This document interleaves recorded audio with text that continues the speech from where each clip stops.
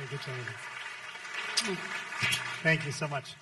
Thank you, everyone. I'm going to try to touch on some of the things that everybody's talked about today. So the first one I want to touch on is community, and I'm going to ask all of you to help me because I'm really tired. So I need the support of the community here. So if everyone can please stand up, because I'm standing up, and I don't want to do this alone. You don't have to stand the whole time I'm talking, but please just stand up for a minute. And this is the end of the day, so everyone's a little tired. I'm a little tired. I just want us to wake up a little bit. So we can stand here and shake our arms out. You might hit your neighbor. That's okay, because we're all friends here. And then I want us to concentrate for just a minute on breathing through our nose, and we're going to do a little Tai Chi, simple Tai Chi. You've probably seen people doing this in the park. So we're just going to swing our arms and clap our shoulder and our kidney and breathe through the nose.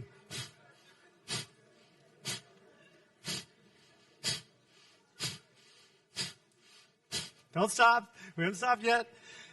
Slapping yourself awake, waking up a little bit. All right, goodness, shake it all out. All right, now we can all sit down. Well, you guys can all sit down. I don't get to sit down. Anyway, thank you very much. Community is so important, as we've heard throughout the day from amazing speakers. Thank you to Chemine, to the whole team at YEDİ for inviting me, for putting on such an incredible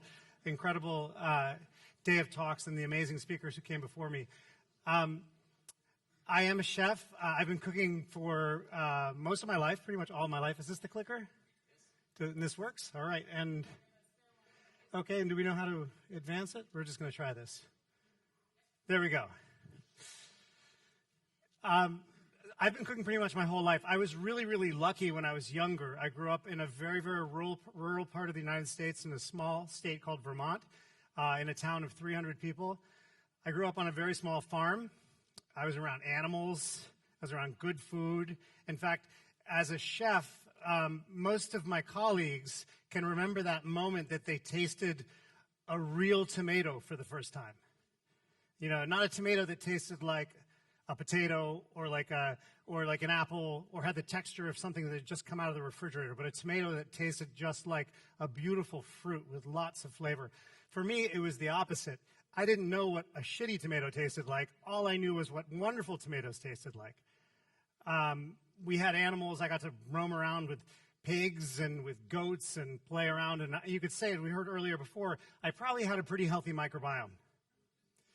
I had a great relationship. We know now that the stronger, the greater the diversity of bacteria that live in and on our body, the stronger our immune systems tend to be.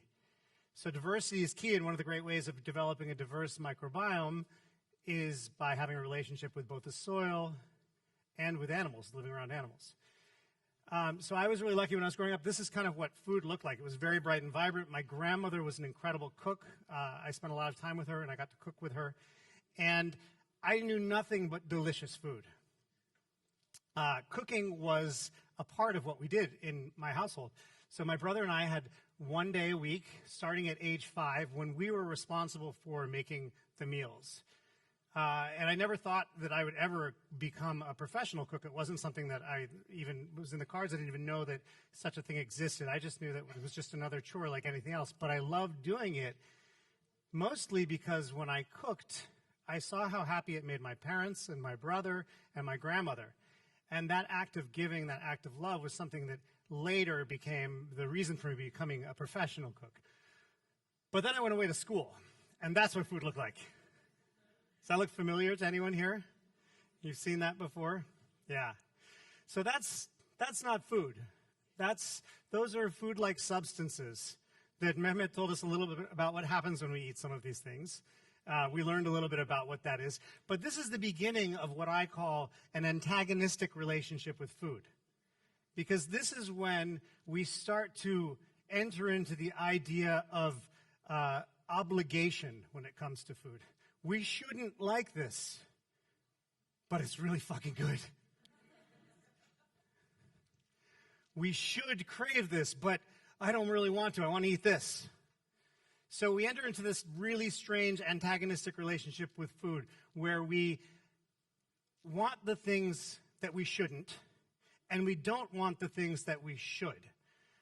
And this begins a very, very dangerous problem that many of us carry through the rest of our lives. It's something that can lead to eating disorders. It can lead to orthorexia. It can lead to a lack of sense of self-worth. It can lead to victimhood, feeling like, I'm terrible, or I'm not strong enough, I don't have enough willpower. So that terrible antagonistic relationship with food that gets set up very early on, and it's created by things that are much more powerful than we are. Sugar is much more powerful than we are. Gluten is much more powerful than we are. These food-like substances end up exercising an element of control over our bodies that's very similar to narcotics. We develop dependencies, addictions, and in fact, we stop being in control of our own blood sugar, of our own hunger. We're controlled by other substances. So we are no longer making the decisions. If you think about a typical diet where we're eating a lot of carbohydrates and sugars, we tend to crash around 10:30 in the morning and we want coffee. So we take a break, we have coffee, we have something sweet. Our blood sugar goes back up. For an hour and a half, we're okay.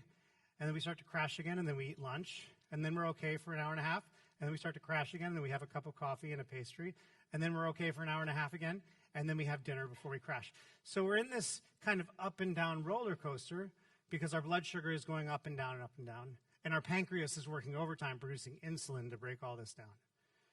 But I didn't know any of this.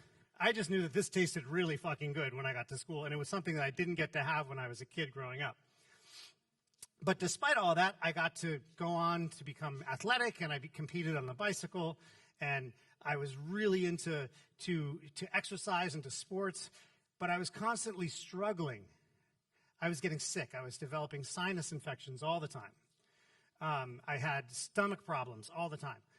And I'd go to the doctor. My parents would take me to the doctor, and I was given a prescription for antibiotics. And a strange thing would happen is the symptoms would go away. I would get better, but then the occurrences of all these different maladies became more frequent. So instead of having a sinus infection once every 6 months, now I was having it once every 6 weeks. What was the solution? More antibiotics. That's what we were told to do. So I went through this and went through this and went through this cycle, thinking it was normal. I thought it was normal. I thought it was normal to have diarrhea all the time. Sorry, we don't like to talk about poop, but poop's really important to talk about. I thought it was normal to have diarrhea all the time, to eat food and feel terrible, because that was my experience from age 6 on. And it got worse, and it got worse, and it got worse. But despite this, the power, the magic of making food, the magic of the joy that making food for other people gave me was so strong that I knew I wanted to cook. I didn't know what it meant to be a cook, but I knew I wanted to cook. And when I was in university, and I went to university in Spain, and I was working in a tapas bar, and my grandmother came to visit me, and she said, "You should cook. That's what makes you happiest." I just thought of it as like, well, this is something I do to get through university, to pay my bills. But she said, "No, you should cook." And the thing about my grandmother, which is really amazing, is she would drop these little nuggets of wisdom all the time. Like she would say, "You have to eat a peck of dirt before you die." Okay, I'd always remember that, but I didn't really think about what it meant. She'd say, "You are what you eat," and we all have heard that before. And she'd say things like, "Trust your gut." And that's something that now, I'm 45 now, I'm still trying to learn to trust my gut. But there's two really interesting things about trusting your gut. There's the brain, there's the logic, and then there's the gut, which is the intuition. And I'm sure every single person here can relate to going in, making a decision that your gut was like, bad idea, not such a good idea, but your brain's like, it's going to be fine, it's going to be great. And we end up doing it, and guess who ends up being right? The gut is right. So the gut is an interesting metaphor, both literally, but also metaphorically, because the gut represents so much wisdom. This is the second brain. And not only is it the second brain because of this notion of intuition, but the gut's the second brain because this is where nearly half of our hormones are produced. And guess what impacts the production of those hormones? Bacteria. And guess what impacts that bacteria? The everyday choices that we make, the choices we make about food, the choices we make about cosmetics, things that we put in and on our body. The microbiome is not only this community of trillions and trillions of cells that we've heard about that lives in the gut, but it begins here. It begins here in the eyes. It's on the skin. And the skin is our largest organ. So if you think about putting toxins onto our skin, we're absorbing them, and we're creating an environment in which it's difficult to have plurality. It's difficult to have diversity of bacteria in the gut. So I started cooking professionally because that's what I realized that was my calling. And as I grew in my career and I got to work in wonderful restaurants and I learned so much, and I worked in Spain for many years, I slowly started to feel worse and worse and worse. So if you remember the slides before, when I was in my late teenage years and I was riding my bicycle and I was strong and fit and I felt okay, but I was still able to be strong and fit, suddenly I wasn't able to be strong and fit. And something was happening in my body. I didn't realize it, but my body was slowly starting to break down. What was happening in my body is my body was starting to say, hey, you're being an asshole to me. Stop being an asshole to me. And that's what I was doing. I was being a jerk. I wasn't listening to my body.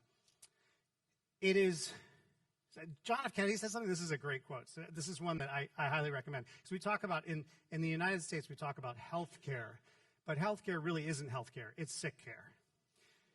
JFK had this great quote that I loved. He said, the best time to fix the roof of the house is when the sun is shining.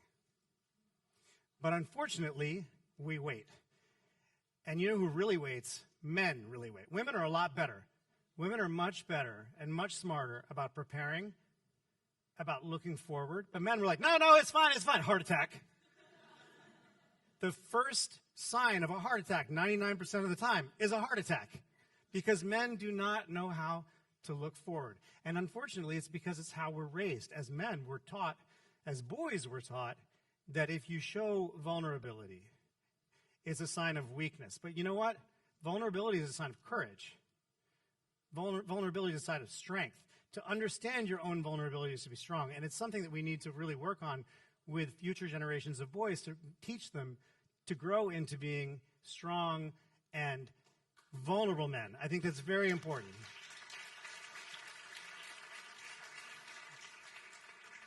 Part of what the patriarchy tells us is that to be a man means that you have to be the strongest one in the room, that you have to provide. And we tend to do that. But meanwhile, it's like we're pouring gas into the gas tank and we've got a hole at the bottom of the gas tank and it's just coming out the bottom.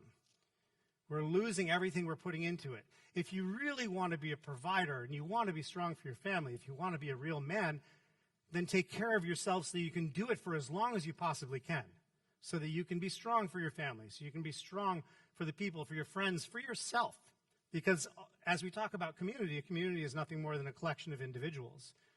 And if we don't care for ourselves and we're constantly caring for other people, eventually we can't hold everything up. And that's exactly what happened to me. I got to the point where my body said, no more, I'm done. So for years, I was going to the hospital with swelling in my shoulder and a pain that was horrible. And then it would be in my knee, and my knee would just get huge. And then in my ankle. And I would go to the hospital, and they'd say, oh, well, you have some sort of injury.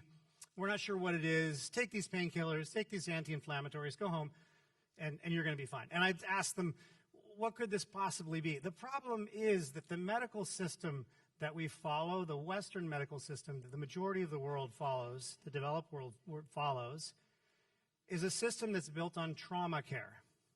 It's very good at putting a bone back in your leg.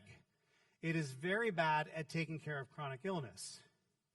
And chronic illness now is something that our ancestors never died from, but now we're dying at an alarming rate from chronic illness, from preventable diseases, from things like type 2 diabetes, which is preventable and reversible, from Alzheimer's, which is largely preventable, even from cancer.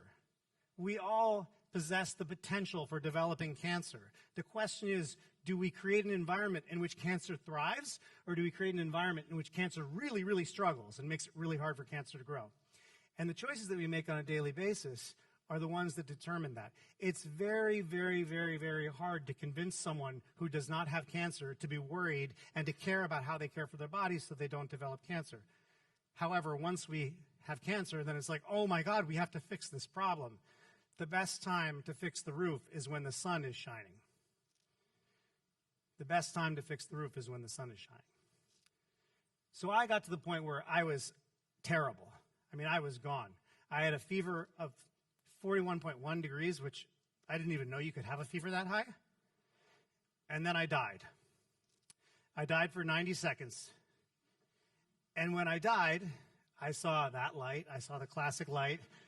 Yeah, it was actually nicer than that. It was an amazing light, this like honey amber glow of light that I was floating towards. And as I was floating towards it, suddenly everything just was okay. Everything was fine. And I realized in that moment, as I was going towards the light, that I wasn't done, that I needed to make a change in my life, that I had more, there was a reason why I had to be here. I didn't know what it was, but I knew there was a reason I had to be here. And so I made the decision, nope, not going. And what I understand now is that I was tapping into something that we all have the potential to tap into, that we've forgotten over the past 10, 15,000 years. But it's the control of our autonomic nervous system. The things like our respiratory system and our heart that we think we can't control.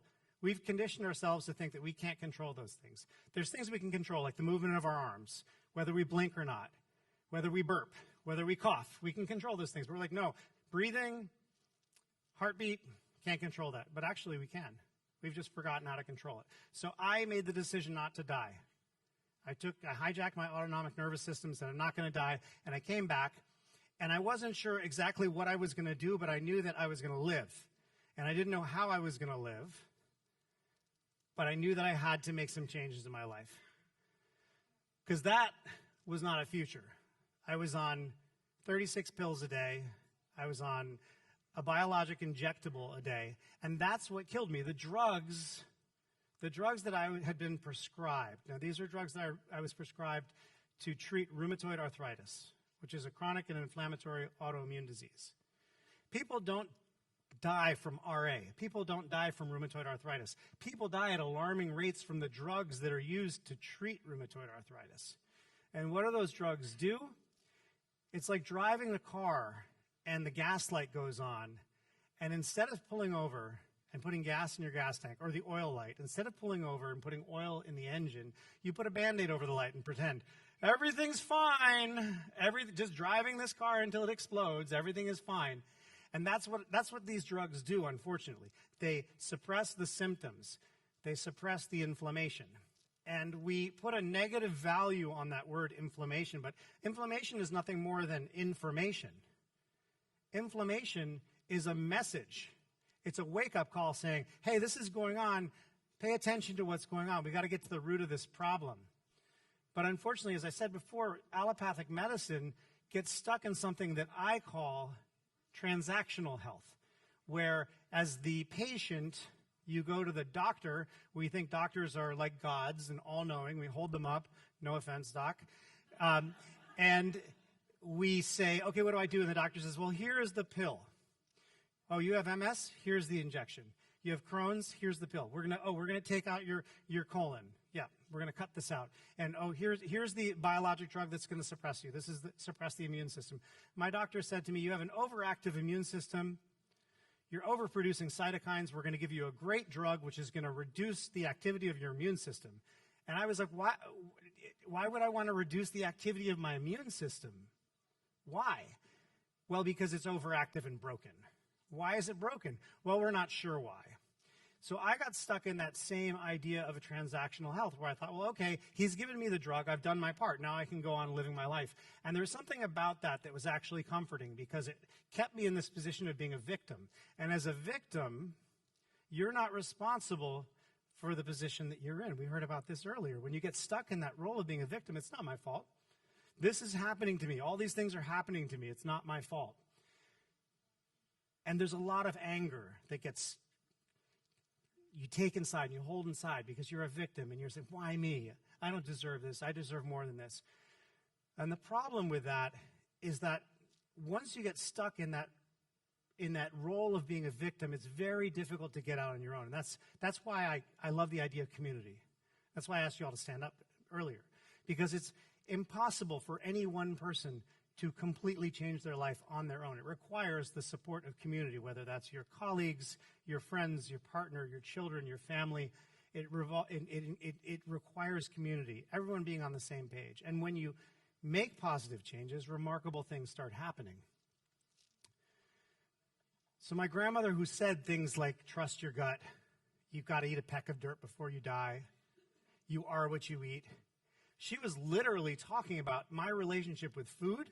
She was literally talking about the bacteria that I needed to have in my body. Now, she may not have known that intellectually, but she knew that intuitively, and she's not alone. Every traditional culinary culture around the world understands the importance of inoculating food with bacteria we can tolerate to slow the growth of bacteria that we can't tolerate. Fermentation.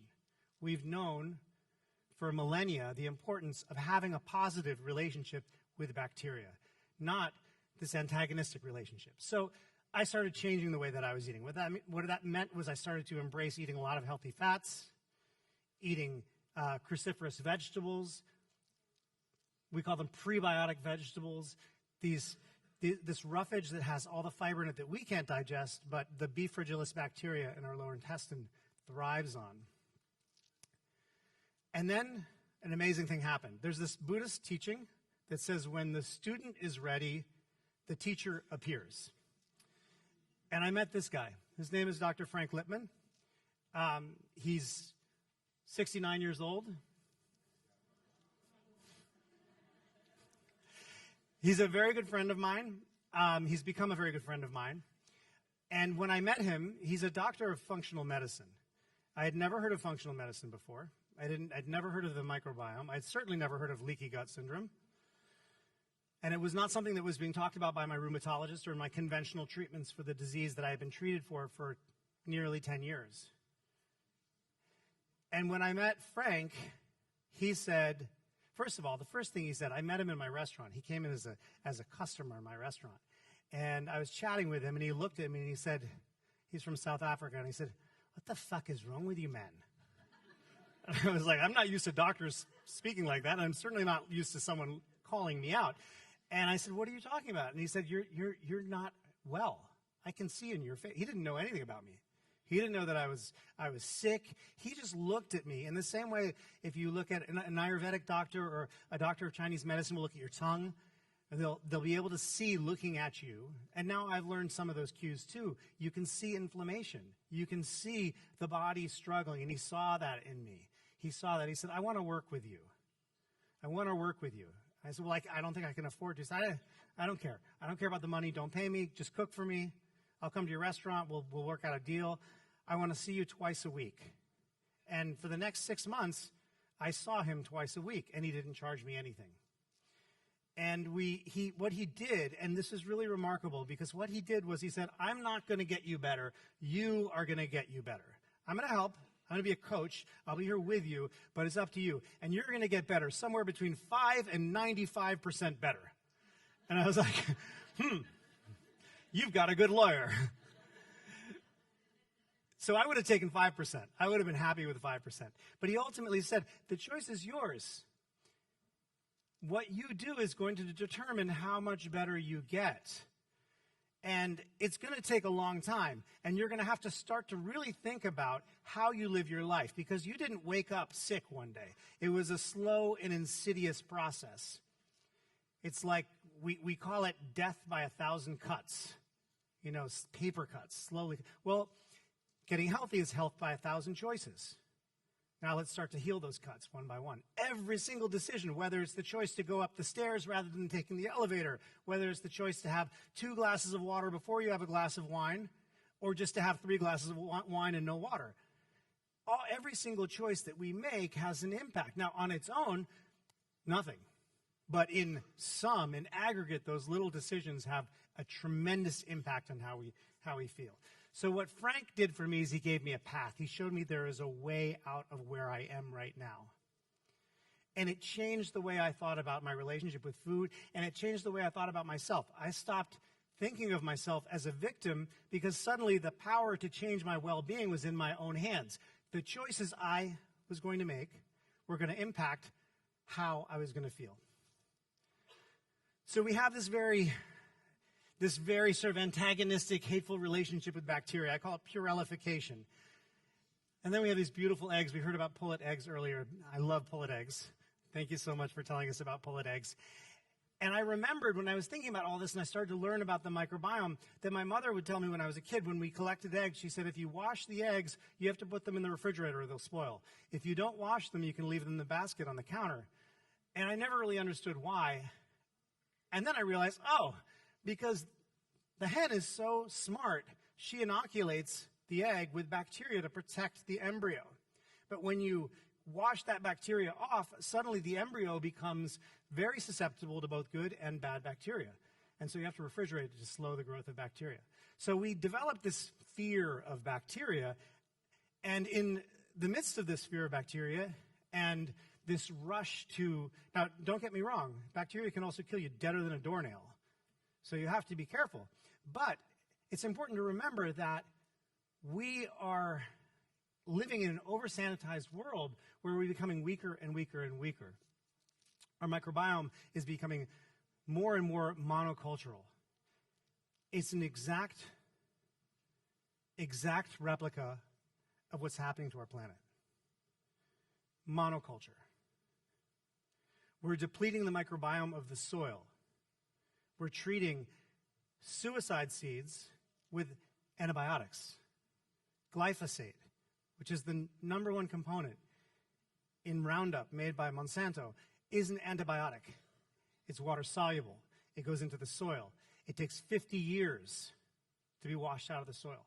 It gets into our water table. Remember that diagram that we saw earlier of the most depleted, nutrient-depleted soils in the world, and you saw the United States is at the bottom of that? There's a reason for that. When I talk to my colleagues in the U.S., I say, well, I don't feel bad when I eat gluten in Europe, and then I come back to the States and I feel terrible. There's a reason for that. There we go. Whoop, sorry. So I got back on the bike 6 months after working with Dr. Lippman. 6 months after working with him, I started to feel remarkably better. There was an incredible difference between when I walked in and when I walked out. And the first day that I was able to walk down the stairs like a normal person for the first time in 11 years, because for 11 years, I walked down the stairs like this, one step at a time. My hands were swollen, my feet were swollen, I couldn't move. I was walking halfway down the stairs, and suddenly I was like, holy shit, I'm not in pain. This is what it feels like not to be in pain. My normalcy. I had normalized the idea of being sick because that was my lens that I was looking at life through. And then suddenly it was like my lens was clear, and I was seeing in Technicolor. And the first thing I wanted to do was get on my bicycle and ride my bicycle, because for me, my bicycle had always been that independence. It had been fun. It had been balanced. It's this beautiful metaphor for life, because on your bicycle, if you're not moving forward, you're falling over. So I got back on the bicycle, and I got off of all the drugs. And it took 18 months for me to get off all the drugs. The drugs were so powerful that to go off of a lot of them created all sorts of medical issues for me. So I had to slowly titrate off of all the drugs. But I got off all the drugs.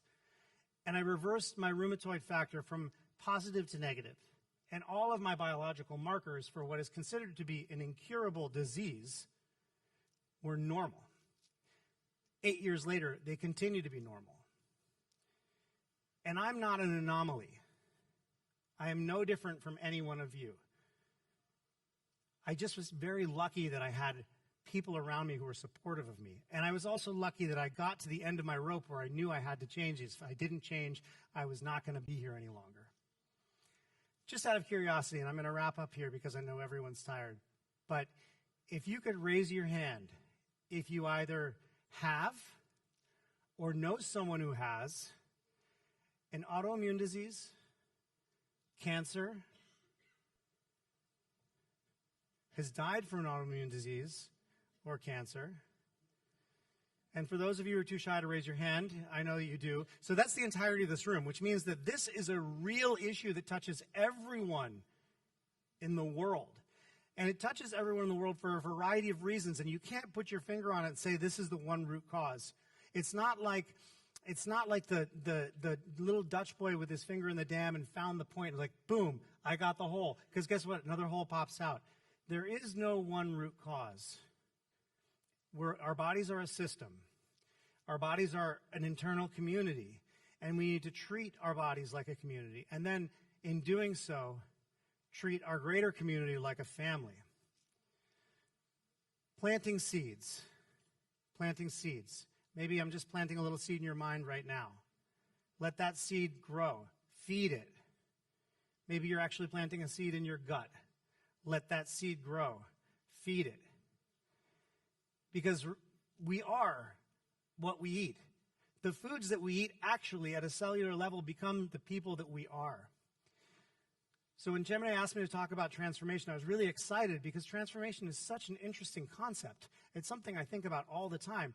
Because if you really think about the idea of change, the only constant is change. We are all changing at every moment. The moment we're in right now is simultaneously becoming the past and the future. It no longer exists. So if we plant these seeds of change, we can transform ourselves. And in transforming ourselves, we can transform the people, help the people next to us transform. And we start to realize that this idea of contagion is not limited just to illness, but actually it's much more powerful in wellness. The contagion of health is extremely strong and extremely powerful. When you start to feel better, all you want is to feel even better. And then the people around you start to see positive changes in your life, and they want to feel better. And as they start to feel better, then the people around them start to feel better. And I love that it starts with food, and it starts at a table, because as far as I can tell, and we've heard this from all the speakers today, a table is a community distilled.